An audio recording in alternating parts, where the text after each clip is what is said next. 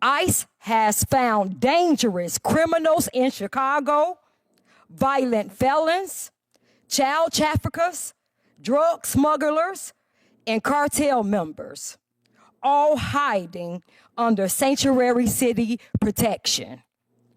ICE has stopped fentanyl shipments, broken up trafficking groups, and removed criminals who were hurting our neighborhoods.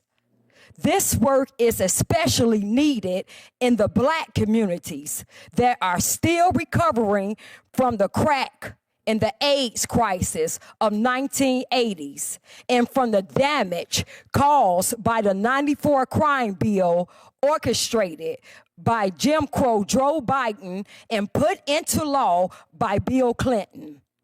But instead of helping ICE, our state and city leaders block them. They refuse to share information, ignore detainers, and even threaten to arrest federal officers for just doing their jobs. Some judges have also joined in. They have made unfair rulings meant to scare ICE agents. One of the worst examples was when a judge ordered Agent Greg Brevino to report to court every day as if he were the criminal. In congressional hearings, some testimonies rise above the moment and cut directly into the political tensions shaping American cities today. That is exactly what unfolded when Danielle Carter Walters of Chicago Flips Red delivered a forceful and emotional statement on crime, migration, and sanctuary city policies.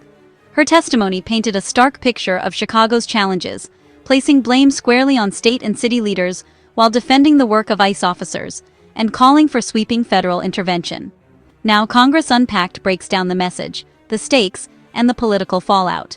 Before we begin, please make sure to subscribe to Congress Unpacked, the channel where we untangle congressional hearings and bring clarity to the debates shaping national policy.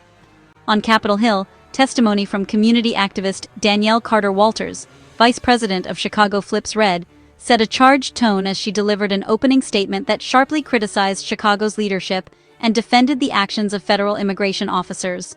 Good afternoon, Chairman and members of the subcommittee.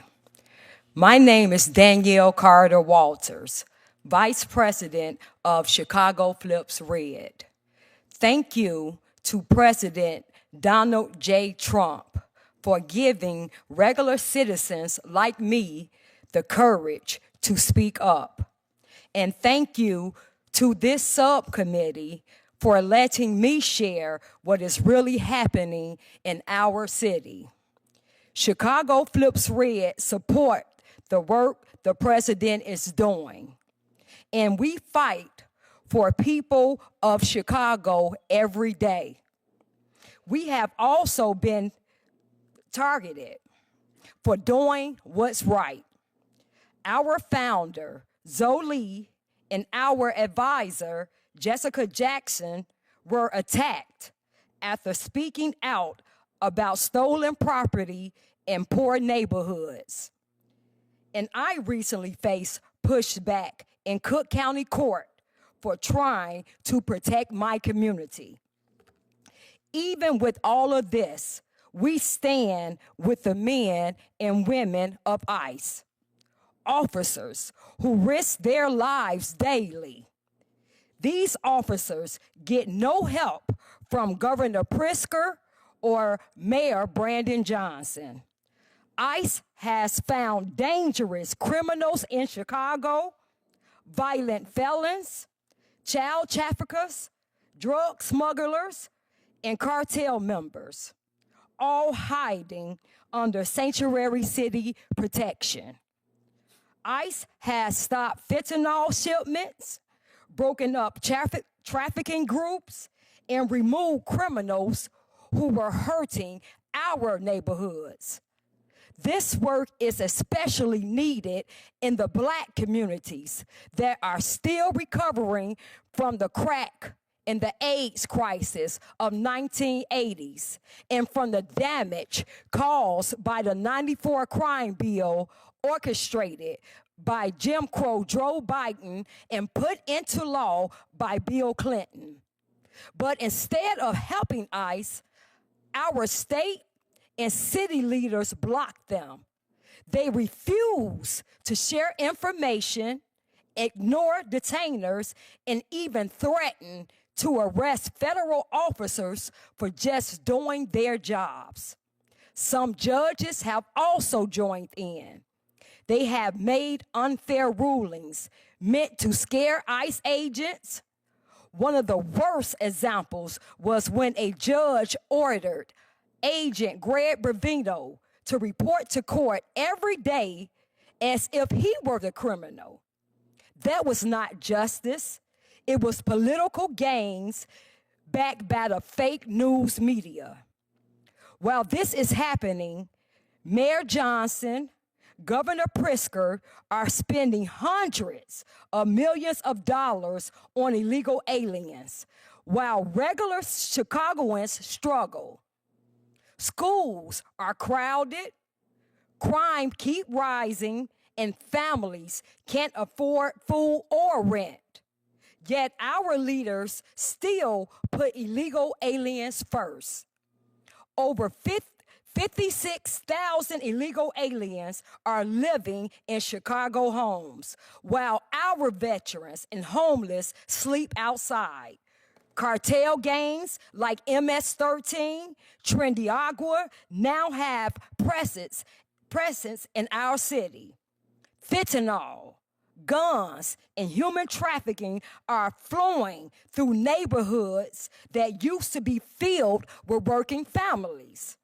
ICE tries to stop this, but the judges, the Illinois Attorney General, the Chicago's Teachers Union, certain clergy members, the mayor, and the governor block them every step of the way.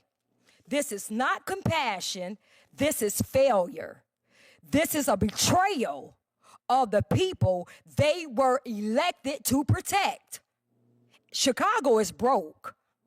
We're in a $1 billion deficit, overpriced contracts, and shrinking middle class. Mayor Johnson blames the government in Washington, but the truth is simple. Sanctuary policies have brought chaos and corruption to our city. So we, the people of Chicago, we demand this: a federal review of how Illinois blocks ICE from doing their job, a criminal investigation into judges who target ICE officers unfairly, a full check of all the money spent by state and the city on migrant programs, police, Cook County, and federal agencies working together again with ICE, and an end to these sanctuary city policies that put our safety at risk. Sanctuary should mean safety for Americans. In Chicago, it now means giving up our rights and our security. To every leader still defending these harmful policies, your time of pretending to serve the people is over. We will speak up, we will stand up, and we will not let corruption decide the future of our city. We will take our city and state back because it's for we the people. Thank you. Thank you. Walters began by thanking former President Donald Trump for what she described as inspiring everyday citizens to speak out. She then detailed what she says are escalating challenges inside Chicago, from crime to overcrowded schools to a lack of support for longtime residents. She told the subcommittee her organization has faced backlash for raising concerns about stolen property in low-income neighborhoods. She also referenced pushback she experienced in Cook County Court, calling it part of a pattern that punishes those who speak up. Walters then shifted her focus to ICE. According to her testimony, federal officers stationed in Chicago have identified violent criminals, drug traffickers, cartel affiliates, and child traffickers. But she argues those efforts are undermined by state and local sanctuary policies that restrict cooperation. Walters sharply criticized Illinois Governor J.B. Pritzker and Chicago Mayor Brandon Johnson, accusing both of refusing to share information with federal agents, ignoring detainer requests, and even threatening federal officers with legal action. She cited one controversial case in which an ICE agent was ordered to report to court daily, comparing the treatment to that of a criminal defendant. The testimony grew more pointed as Walters tied these policies to historical issues in Black communities, referencing the long-term damage of the 1980s crack epidemic and the 1994 crime bill. She argued that sanctuary protections worsen existing vulnerabilities by allowing cartel-connected groups such as MS-13 and Tren de Aragua to gain footholds in the city.